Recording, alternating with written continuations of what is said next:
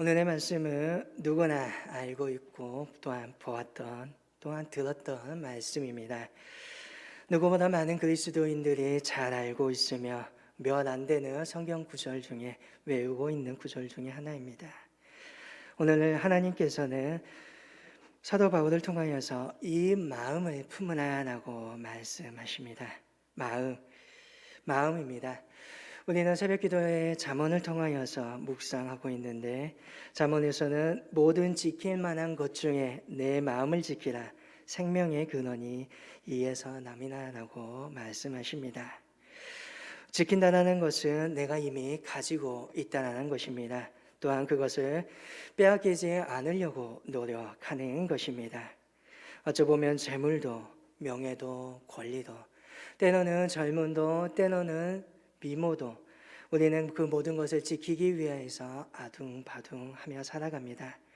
참으로 지켜야 될 것이 많으며 보살펴야 될 것도 많은 것처럼 보입니다.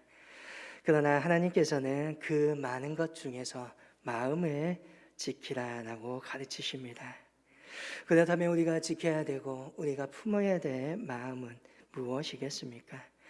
우리의 마음에는 크게 두 줄기의 마음이 있습니다.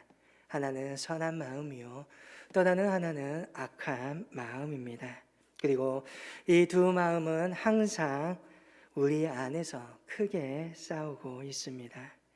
분노와 시기, 슬픔과 후회와 탐욕과 오만과 죄의식과 원한과 열등과 우월과 이기심이라고 불리우는 악한 마음과 기쁨과 평안과 사랑과 희망과 겸손과 아량과 진실과 믿음이나 나는 선한 마음이 오늘 저와 여러분의 마음 속에서 싸우고 있습니다. 어찌 보면 오늘 빌립보 서신을 받고 있는 빌립보 교인의 모든 성도들도 마찬가지일 것입니다. 빌립보 교인들 안에 있었던 악한 마음이 무엇일까요? 빌립보서 2장 3절에 보면 다툼과 허영의 마음이 그들에게 있었다라고 말합니다. 그들 안에 있었던 선한 마음은 무엇이었습니까? 그것은 겸손이었고 국률이었고 뜻을 합하고 협력하는 마음이었습니다. 그런데 이 두 마음이 한 사람 안에 있습니다. 그래서 항상 싸우고 있다는 것입니다. 이 싸우고 있는 마음, 어떠한 마음이 이기겠습니까? 악한 마음이 이길까요? 선한 마음이 이길까요? 이에 대해서 이러한 예화가 있습니다. 한 늙은 인디언 할아버지가 그의 손자와 함께 사람의 마음에 대해서 그 안에서 싸우고 있는 이야기를 합니다.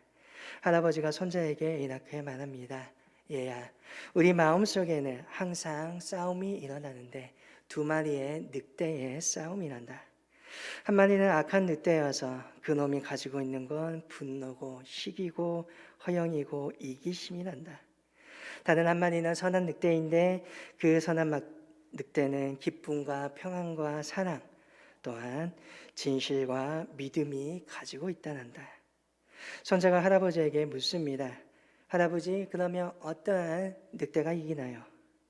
현명한 인디언 할아버지는 손자에게 간단하게 대답합니다. 내 녀석이 먹이를 주는 놈이 이기지. 오늘 우리 안에 두 마리의 늑대가 싸우고 있습니다.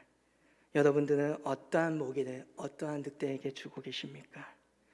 오늘 우리가 어디에 관심을 두고 있냐에 따라서 싸움의 행방이 결정되게 되어 있습니다. 오늘 우리 안에 선한 마음이 자라나며 또한 선한 마음을 품기 위해서는 사도 바울의 권면처럼 그리스도 예수의 마음을 본받고 품어야 할 것입니다. 오늘의 말씀 오전에는 너희 안에 이 마음을 품으라 곧 그리스도 예수의 마음이라고 말합니다. 그리스도 예수의 마음을 바라볼수록 우리는 선한 마음의 사람이 되어갑니다. 길이요 진리요 생명 되신 예수 그리스도의 마음을 품을수록 우리 안에는 선한 것이 자라나게 된다는 것입니다. 그리스도인 예수님의 마음과 생각을 가지고 살아가는 사람입니다.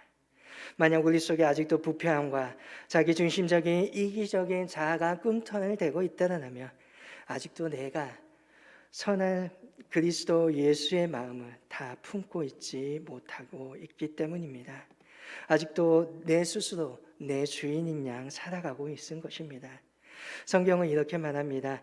누구든지 그리스도 예수 안에 있으면 새로운 피조물이라 이전 것은 지나갔으니 보라 새 것이 되었더라 라고 말씀하십니다. 이전의 것은 지나갔습니다. 성경은 우리에게 새로운 피조물이라고 말합니다. 새로운 피조물, 그것은 그리스도의 마음을 품고 살아가는 것을 말합니다. 우리의 삶의 목표가 달라졌습니다. 내가 바라보는 인생의 기준점이 달라졌습니다. 우리의 기쁨이 세상의 그 어떠한 것이 아니라 예수님으로 말미암아 예수 안에 있다라는 것입니다. 우리가 바라봐야 될 세상의 목표, 인생의 목표는 무엇입니까? 예수 그리스도이기를 소망합니다. 내 삶의 옳고 그름을 판단하는 기준이 우리 예수님이기를 원합니다. 내 인생을 행복하게 하는 기쁨은 다른 무엇이 아니라 바로 예수님이기를 원합니다. 이것이 바로 새로운 피조물이라는 것입니다. 하나님께서는 우리가 예수님의 마음을 품고 살아가기를 원합니다. 그러할 때 우리는 가장 행복한 삶을 살아갈 수 있습니다. 왜냐하면 예수님이 모든 복의 근원이기 때문입니다. 사실 우리의 마음에 때로는 평화와 기쁨이 없을 때 그것은 여전히 내 안에 선한 마음과 악한 마음이 비등비등하기 때문입니다. 오늘 이 시간 내가 예배를 드리고 있지만, 내가 오늘 기도를 드리고 있지만 내 마음의 중심이 다른 곳에 가 있다라면 오늘 내 안에는 여전히 불안과 염려과 걱정과 두려움이 있다라는 것입니다. 세상의 가치관과 욕망을 생각하고 품는 자나 세상이 주는 죄와 갈등의 사망의 포로에서 벗어날 수 없다라는 것입니다. 오늘 세상의 생각이 자꾸만 나에게 들어오려고 한다면 담대하게 떨쳐버릴 수 있기를 바랍니다. 어제 예수님을 묵상함으로 말미암아 예수님의 그 선한 마음을 우리 안에 품을 수 있기를 원합니다. 예수님의 마음, 그리스도의 마음, 우리는 다시금 기억 한쪽에 매몰되어 있었던 그 저장되어 있던 하나님의 주시는 그 마음을 다시금 상기하고 다시금 끄집어내야 한다는 것입니다. 6절에서 8절의 말씀은 그는 근본 하나님의 본체시나 하나님과 동등됨을 취할 것으로 여기지 아니하시고 오히려 자기를 비워 종의 형체를 가지사 사람들과 같이 되셨고 사람의 모양으로 나타나사 자기를 낮추시고 죽기까지 복종하셨으니 곧 십자가에 죽으심이라고 말씀하십니다. 6절부터 11절까지 흔히 그리스도의 창가라고 불리우는 시입니다. 이는 단지 사도 바울 혼자만의 고백이 아니라 초대교회의 모든 성도들이 함께 찬양하였던 예수님의 모습이요 예수님의 마음이라는 것입니다. 내용은 예수님께서 이 땅에 임하셨고 이 땅에서 지상의 생애를 사셨고 그 예수님께서 존귀하게 되심을 그리고 있습니다.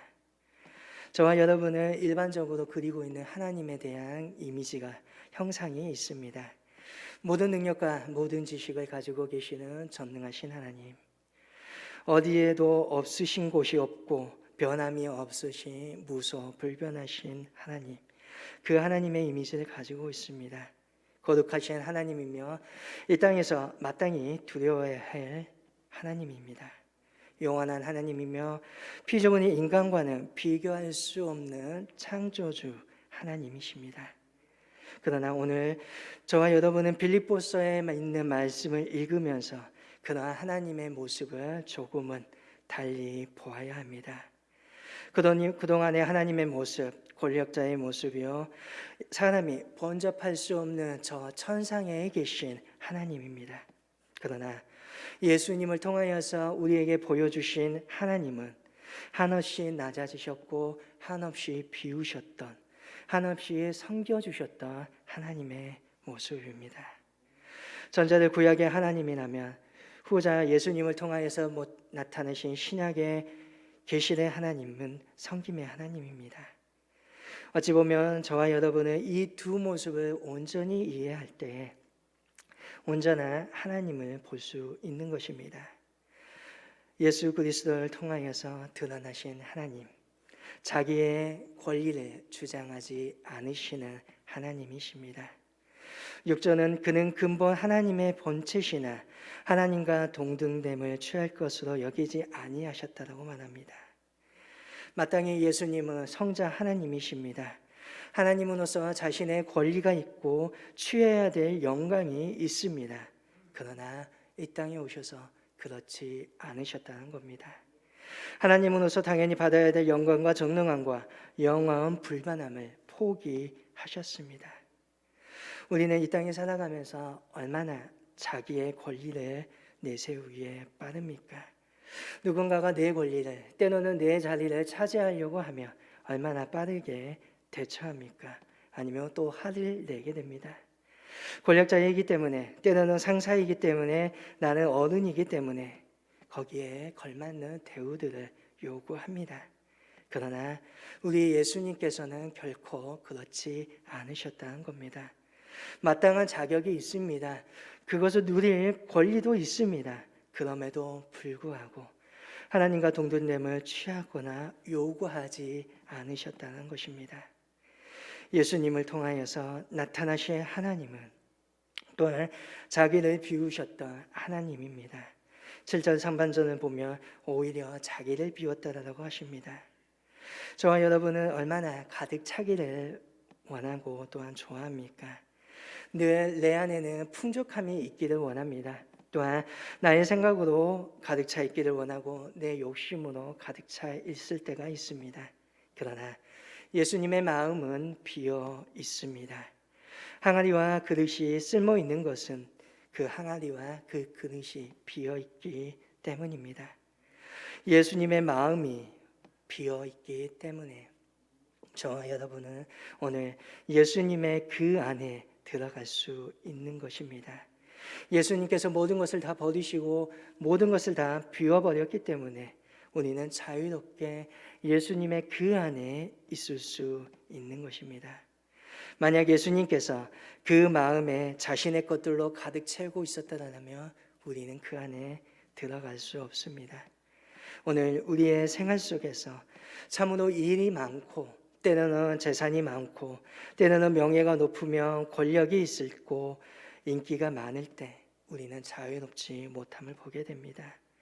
비어 있으면 누가 건들리지 않습니다. 내가 돈이 적게 있으면 쳐다도 보지 않습니다.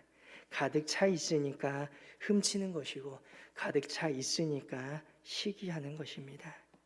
그러나 예수님은 그 모든 것을 포기하시고 비우시고 우리를 그 안에 받아주셨다는 것입니다. 또한 그 받음을 통하여서 오늘 자기 자신을 낮추시는 모습을 보여줍니다. 종의 형체를 가지셔 사람의 모습과 같이 되셨습니다. 하나님 스스로가 피조물의 가장 낮고자 하는 그 자리로 내려오십니다. 8절에서 말합니다. 사람의 모양으로 나타나 자기를 낮추셨다. 예수님께서 이 땅에 사람의 모습으로 태어나셨을 뿐만 아니라 예수님의 사역 기간 동안에 제자들의 발도 씻겨주시는 사람을 섬기는 모습을 보여주십니다. 한없이 높아지기를 원하고 한없이 섬김을 받으려고 하고 있는 오늘 나의 모습과는 반대의 모습입니다. 예수님께서는 그리고 또한 십자가의 자리까지 낮아지셨습니다. 이 세상에서 십자가보다 더 낮고 천한 곳은 없습니다. 그리스도를 통하여서 나타나셨던 하나님은 십자가에 달리시고 고통당하셨습니다. 우리가 십자가 앞에서 정말 위대한 하나님을 만나게 됩니다. 하나님께서는 스스로 하나님됨을 포기하시고 십자가 앞에 모든 것들을 다 쏟아내어 버리십니다. 하나님은 이를 통하여서 인간의 어리석은 욕심과 자기 주장이 더 이상 설 곳이 없음을 보여줍니다. 십자가는 사실 인간이 당하는 모든 고난과 불의와 이해할 수 없는 부조리입니다. 이 부조리에 대해서 하나님께서 스스로 고통을 당하시고 우리에게 대답해 주십니다. 하나님은 결코 우리의 아픔을 슬픔을 외면하지 아니하신다.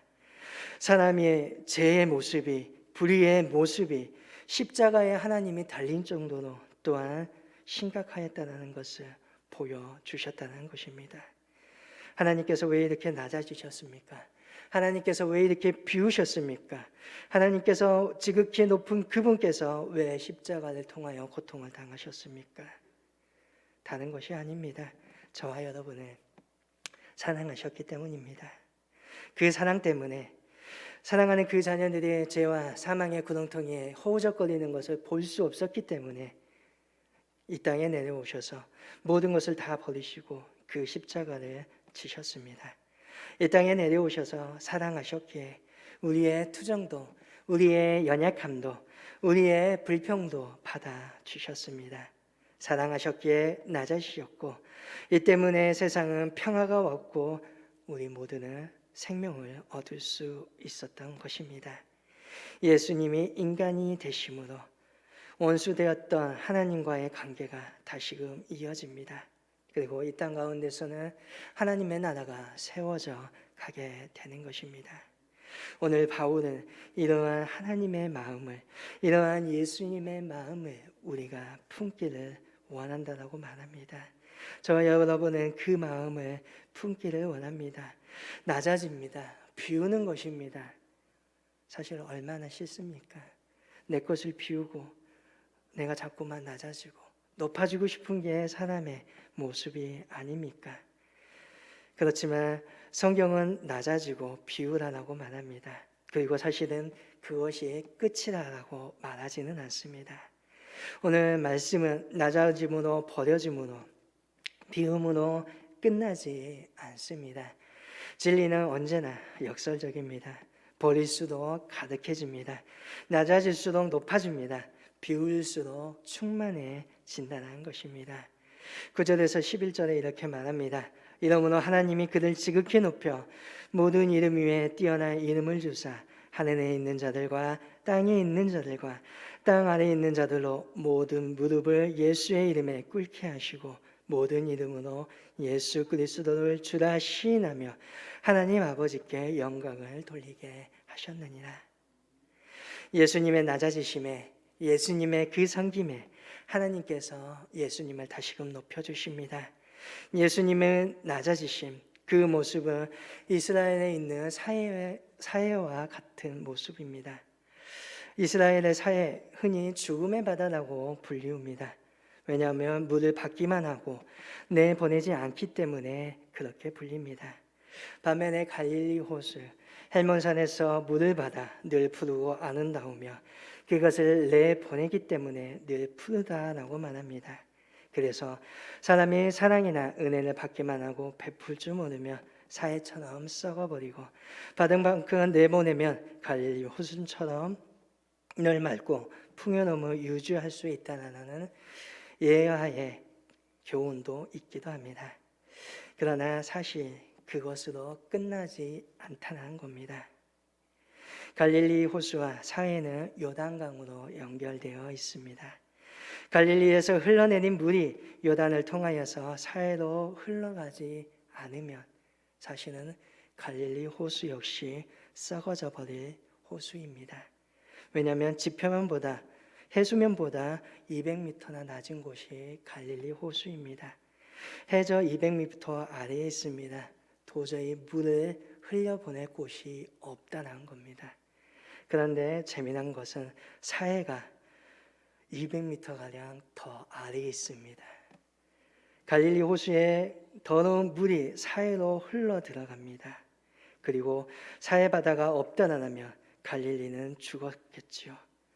마치 예수님께서 인간의 모든 더러움을 다 받으시고 인간의 모든 아픔을 다 받으시고 인간의 모든 죄악을 다 짊어지시고 섬김으로써 십자가에 지셨던 모습을 떠올릴 수 있습니다. 받아들인 섬김의 위력입니다. 예수님이 낮아지셨고 예수님께서 살리셔서 오늘 저와 여러분이 살고 있다는 것입니다. 그러면 사해는 이스라엘에 있는 그 사해 바다는 죽음의 바다로 끝난 걸까요? 하나님께서는 갈릴리 호수를 섬겼던 사해를 높여주십니다. 사해 바다는 사실 이스라엘의 가장 큰 보물창고입니다. 거기에는 오랜 세월 동안 강물질이 축적되어 있고요. 지하 자원의 보고입니다. 또한 이스라엘 민족 사람들의 가장 큰 관광 수입원은 사해바다에서 나오고 있습니다. 많은 사람들이 거기가 피부병을 치료하고 있고 거기에서 나오는 진흥을 통하여 화장품을 만들어서 수없이 많은 참으로 많은 물질을 얻고 있는 곳이 갈릴리 바다가 아니라 사해 바다입니다. 이스라엘의 막대한 외아를 버려들이고 있는 곳이 사해입니다. 사해가 그 바다가 말없이 수고하고 온갖 더러운 것을 받아준 대가, 마치 하나님께서 예수님을 올리셨던 것처럼 보상하고 존귀케 하는 것처럼 보인다는 것입니다. 자기를 비우신 예수님, 사람이 되기까지 낮아지신 예수님, 십자가에 죽기까지 복종하신 예수님을 하나님께서는 그냥 내버려 두시지 아니하시고 지극히 높여 주신다는 것입니다. 그리고 하늘과 땅 안에 있는 모든 만물들이 예수님 안에 무릎 꿇게 하시고 그 입으로 예수님을 주님이라 시인하게 하십니다. 어찌 보면 오늘 우리가 섬기고 예수님처럼 겸손히 살아야 되는 이유가 바로 여기에 있습니다. 하나님께서는 결코 대접받기 원하는 자를 높이시지 않는다는 것입니다. 또한 우리가 섬기고 우리가 겸손할 때 사람들은 나를 무시하고 나에게 손가락질하고 또한 나로부터 멀어져 갈 수는 있겠지만 하나님은 결코 그렇지 않으신다는 것입니다. 사람들이 나를 안아주지 않는다 할지라도 하나님께서는 알고 계십니다. 나의 섬김을, 나의 봉사를, 나의 낮아짐을 아무도 알아주지 않는다라고 한탄하지 않기를 원합니다. 왜냐하면 하나님은 알고 계십니다. 내가 손해보는 것이 절대 아닙니다. 세상을 섬기는 사람이 하나님께서 보시기에는 가장 큰 사람이요, 복된 사람이요, 하나님께서 인정하시는 사람이라는 것입니다. 오늘 저와 여러분이 바라보아야 될 분은, 우리가 품어야 될 예수님의 마음은 섬김의 마음이요 낮아짐의 마음입니다. 그리고 우리는 예수님을 닮아가야 합니다. 예수님을 닮아가기 위해서 끊임없이 노력해야 합니다. 그리스도 예수의 마음을 품고 나아갈 수 있는 저와 여러분이 되기를 원합니다. 예수님을 닮아서 늘 섬기며 늘 나 자신을 낮추며 겸손히 하나님 앞에 나아갈 수 있는 믿음의 저와 여러분 될 수 있기를 간절히 소망합니다.